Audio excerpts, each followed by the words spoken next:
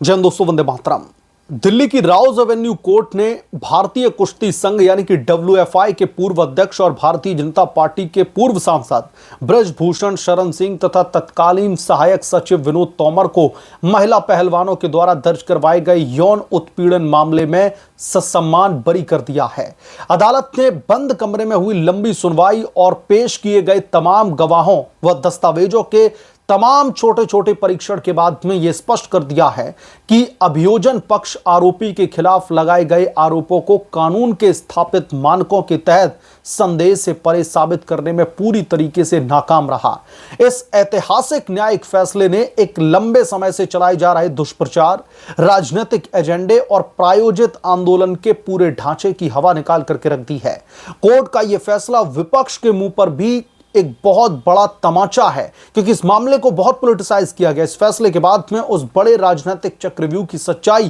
पूरी तरीके से बेनकाब हो गई है, जिसे कांग्रेस पार्टी समेत तमाम विपक्षी दलों ने भारतीय जनता पार्टी और सरकार को घेरने के लिए तैयार किया था। शुरुआत में जिस प्रकरण को महिला खिलाड़ियों के स्वाभिमान और न्याय की लड़ाई बता करके जंतर मंतर पर पेश किया गया, समय बीतने के साथ साथ उसकी परतें उधड़ती गईं। जंतर मंतर पर सजे मंच से लेकर के विपक्षी नेताओं की लगातार मौजूदगी और फिर आंदोलन का नेतृत्व करने वाले प्रमुख चेहरों का सीधे राजनीतिक दलों का दामन थामना यह साफ बयां करता है कि इस पूरे मामले के पीछे का असली मकसद न्याय पाना नहीं, बल्कि आगामी चुनावों को ध्यान में रखते हुए एक फर्जी नैरेटिव गढ़ना था। राजनीतिक महत्वाकांक्षाओं की पूर्ति के लिए खेल खिलाड़ियों के सम्मान और एक राष्ट्रीय मंच का किस तरीके से निर्लज्जता से दुरुपयोग किया गया, यह कोर्ट के इस फैसले से पूरी तरीके से साफ हो चुका है। विपक्ष, विशेष रूप से कांग्रेस पार्टी और उसके सहयोगी तंत्र ने कानून और अदालती प्रक्रिया का पूरी तरीके से अनादर करते हुए एक अनैतिक मीडिया ट्रायल चलवाया। भारतीय कानून का बुनियादी सिद्धांत है कि जब तक किसी व्यक्ति पर अदालत में अपराध साबित न हो जाए तब तक उसे दोषी नहीं माना जा सकता। लेकिन राजनीतिक लाभ के भूखे विपक्षी नेताओं ने जांच पूरी होने से पहले ही अपना फैसला सुना दिया था और ब्रजभूषण से इस्तीफे की मांग की जा रही थी, उनकी गिरफ्तारी की मांग की जा रही थी, उनके खिलाफ में बेहद ही गंभीर आरोप लगा रहे थे। वो तो बीजेपी है जो अड़िग बनी रही। जब दिल्ली पुलिस ने जांच के आधार पर नाबालिग से जुड़े पॉक्सो मामले में कैंसिलेशन रिपोर्ट दाखिल की थी, तब भी विपक्ष ने जांच एजेंसियों पर बेबुनियाद सवाल खड़े कर दिए। अब दिल्ली की राउज एवेन्यू कोर्ट के विस्तृत कानूनी परीक्षण और बरी करने के फैसले ने विपक्ष के उन सभी मनगढ़ंत दावों और गढ़े गए झूठ को खारिज कर दिया है। अदालत के द्वारा ब्रजभूषण शरण सिंह को ससम्मान बरी किए जाने से उन लोगों का भी पर्दाफाश हो चुका है जिन्होंने बिना किसी ठोस सबूत या फिर तथ्य के आधारहीन आरोप लगाए और देश के माहौल को खराब करने का प्रयास किया। कानून के दायरे में तथ्यों, घटना की तारीखों और गवाहों के बयानों में पाई गई परस्पर विरोधी बातों ने यह साबित कर दिया है कि कानूनी कसौटी का यह पूरा मामला टिक ही नहीं सका। यह फैसला उन सभी ताकतों के लिए एक करारा तमाचा है जो व्यक्तिगत रंजिश या फिर राजनीतिक उकसावे में आकर के न्याय व्यवस्था को गुमराह करने की कोशिश कर रही थी। अंततः दिल्ली की राउज एवेन्यू कोर्ट का यह फैसला न्यायपालिका की निष्पक्षता और सत्य की जीत का प्रतीक है। इसने यह साफ संदेश दे दिया है कि देश में कोई भी फैसला सड़कों के हंगामे या फिर राजनीतिक रैलियों के दबाव में नहीं, बल्कि कानूनी सबूतों और सत्य के आधार पर होता है। कांग्रेस पार्टी और उसका सहयोगी विपक्ष जो कल तक इस मुद्दे पर छाती पीट करके राजनीति करने की कोशिश कर रहा था, आज कोर्ट के इस फैसले के बाद में पूरी तरीके से बेनकाब और बैकफुट पर जा चुका है। झूठ का किला ध्वस्त हो चुका है और सत्य सबके सामने आ चुका है। क्योंकि कोर्ट का फैसला अब ब्रजभूषण के पक्ष में आया है तो यकीनन तौर पर इस देश में एक ऐसा समाज, एक ऐसा तबका भी बैठा हुआ है जो इस पर भी छाती पीटेगा, अपनी चूड़ियां तोड़ता हुआ दिखाई देगा और इस देश का विपक्ष एक बार फिर से लोकतंत्र के कमजोर होने की दुहाई देगा। एक बार फिर से कोर्ट के फैसले पर सवालिया निशान खड़े कर देगा, क्योंकि इस बार फैसला उसके फेवर में नहीं आया और अगर यही फैसला उनके फेवर में आ जाता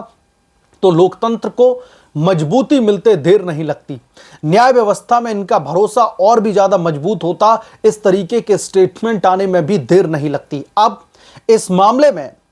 जो भी लोग हैं जिन्होंने ब्रजभूषण पर आरोप लगाए थे,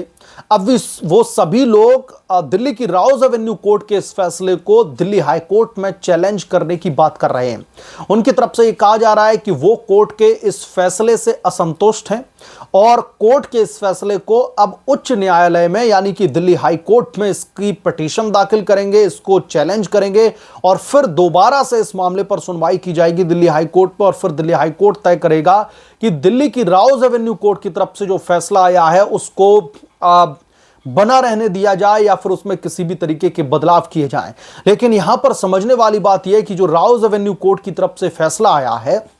वो फैसला भी तथ्यों के आधार पर ही सुनाया गया है। उस फैसले में भी जज साहब की तरफ से साफ तौर पर बहुत सारी टिप्पणियां की गई हैं, जिसमें साफ तौर पर इस बात से इंकार किया गया है कि जो भी आरोप पहलवानों की तरफ से, सो कॉल्ड पहलवानों की तरफ से, जिन्होंने बाद में कांग्रेस पार्टी का दामन थाम लिया, क्योंकि जब इन्होंने अपना शुरू किया था आंदोलन ब्रजभूषण के खिलाफ में, भारतीय जनता पार्टी के खिलाफ में, बहुत सारे लोगों की संवेदनाएं इनके साथ में जुड़ी हुई थी, बहुत सारे लोगों ने इनका खुल करके समर्थन किया। लेकिन जैसे जैसे ये मामला पॉलिटिसाइज होता गया और लोगों के सामने एक वो सियासी तस्वीर सामने आ गई कि जो ये आरोप लगाए जा रहे हैं, दरअसल इन आरोपों का हकीकत से कोई भी लेना देना नहीं है, सिर्फ और सिर्फ ब्रजभूषण के राजनीतिक करियर पर बट्टा लगाने के लिए, उनका इस्तीफा लेने के लिए और जिस डेजिग्नेशन पर वो थे, खासतौर पर स्पोर्ट्स की डेजिग्नेशन की मैं बात कर रहा हूं, वहां से उनको तत्काल रूप से हटाया जाए, बेदखल किया जाए।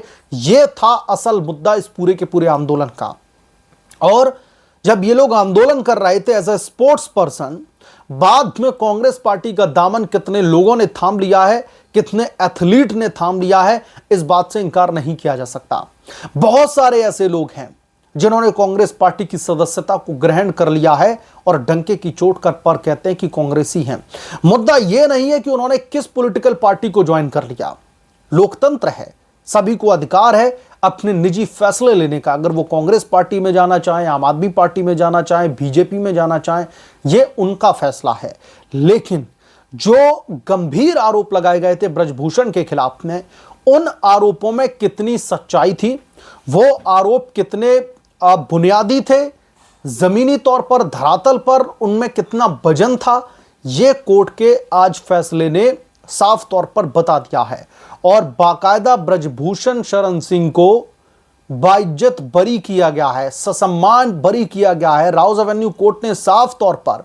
उन तमाम आरोपों को डिनाई कर दिया है, उन तमाम आरोपों को खारिज कर दिया है जिसमें यौन उत्पीड़न के गंभीर आरोप लग रहे थे ब्रजभूषण पर। उन सभी आरोपों को खारिज करते हुए अदालत का यह बड़ा फैसला आया। अदालत के इस फैसले ने विपक्ष को एक बार फिर से कोर्ट में चारों खाने चित कर दिया है और यह भी बता दिया है कि किसी के ऊपर भी इस तरीके से गंभीर आरोप लगा करके इस देश में जो महिलाओं के प्रति लोगों की संवेदनाएं हैं, जो महिलाओं पर एक तरीके से लोगों का इतना अटूट भरोसा है कि उन्होंने अगर कुछ कहा तो उनके साथ हुआ ही होगा, तो यह भी अब कोर्ट के इस फैसले ने बता दिया है कि किसी पर भी आंख बंद करके भरोसा नहीं किया जा सकता, क्योंकि हर बार गलती सिर्फ जो है पुरुष की ही नहीं होती है और यह कोर्ट के इस फैसले ने साबित कर दिया है। बहरहाल इस मामले पर आप क्या सोचते हैं, आपकी क्या राय है, हमें कमेंट करके जरूर बताएं। जल्द मिलूंगा किस दूसरे बड़े अपडेट के साथ में, तब तक के लिए धन्यवाद। अगर आप लोग चैनल पर नए हैं तो प्लीज चैनल को सब्सक्राइब कर लें, साइड बने बेल आइकन को जरूर प्रेस कर लें ताकि जब भी मैं कोई बड़ी खबर लेकर के आऊं तो इसकी जानकारी सबसे पहले आपको मिले।